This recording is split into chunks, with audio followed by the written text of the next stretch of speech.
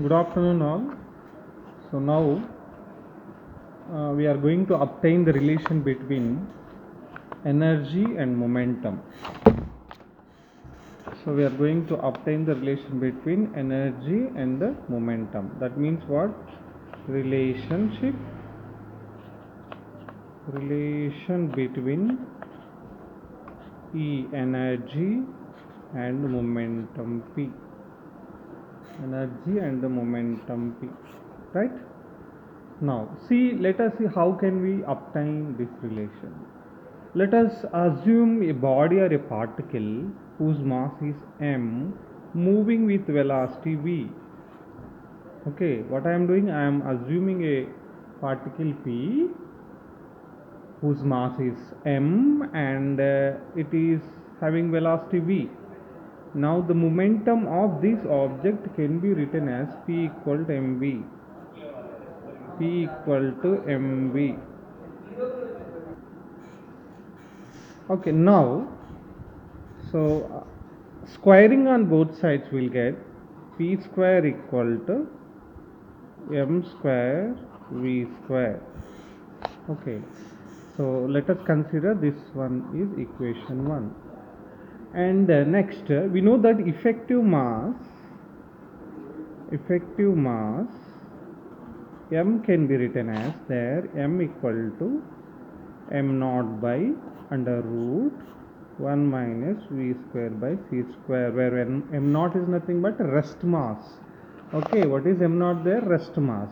Squaring on both sides will get m square equal to m naught square by 1 minus v square by c square.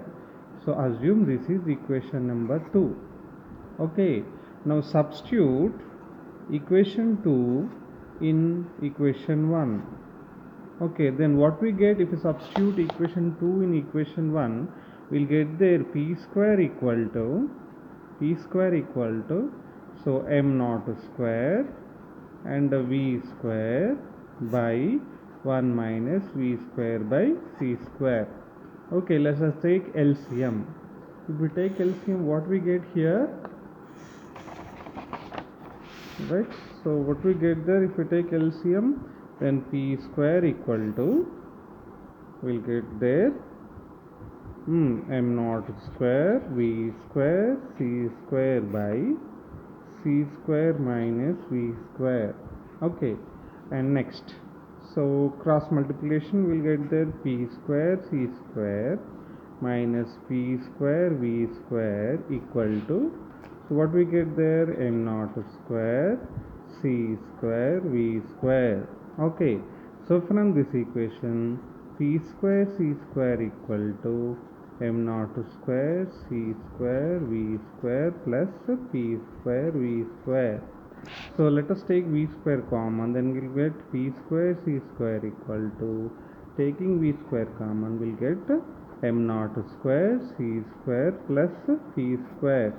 From this one, v square equal to p square c square by, so what we get there, m naught square c square plus p square. Let us consider this is equation number 3. Okay, and again you know that mass energy equation E equal to mc square. Okay, squaring on both sides will get E square equal to m square c power 4.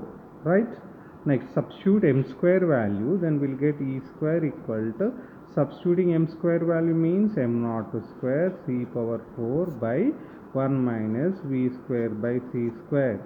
So let us consider this is what equation number 4. Substitute equation 3 in equation 4. So what we get there, if we substitute equation 3 in equation 4, okay, if we substitute equation 3 in equation 4, we'll get there E square equal to, so m naught square c power 4 by 1 minus, and equal to v square value. What is v square value? Here v square value is what, this one, p square c square by m naught square c square plus p square. Substitute there. Then what we get finally here, p square c square c square by, here already we have p square value, and right, we'll get this one. Understand?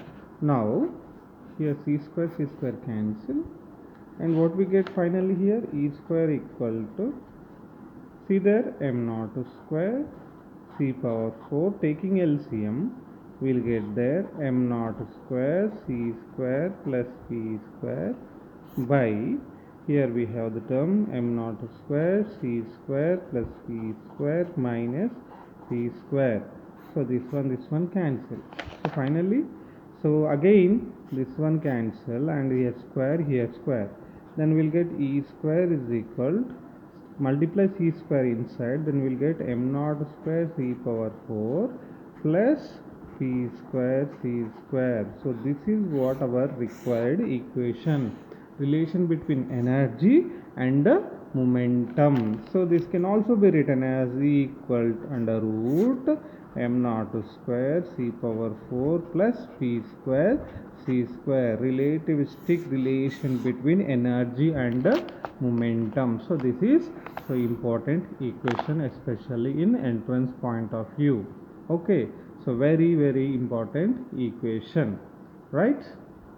Okay, so with this topic we completed special theory of relativity chapter, and also we'll cover few problems, then after we'll start oscillations chapter. Okay, thank you.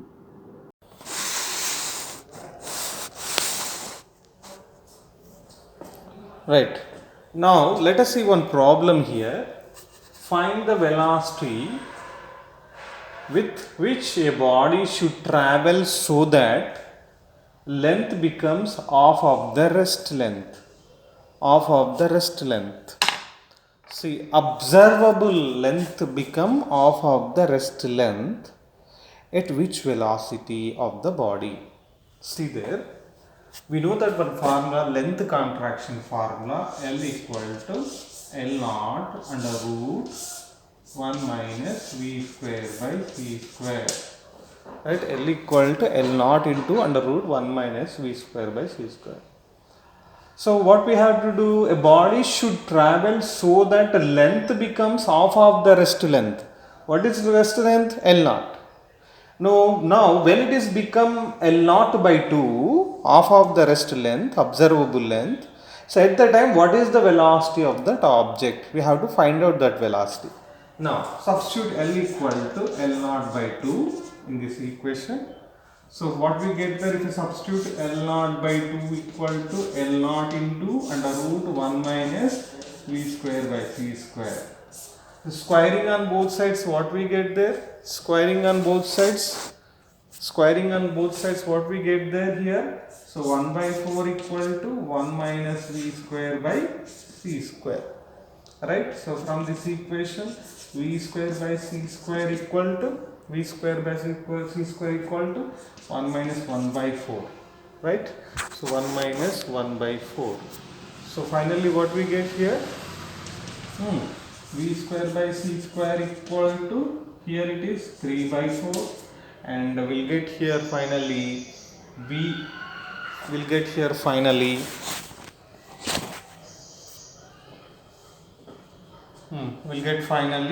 so v equal to root 3 by 2 into c,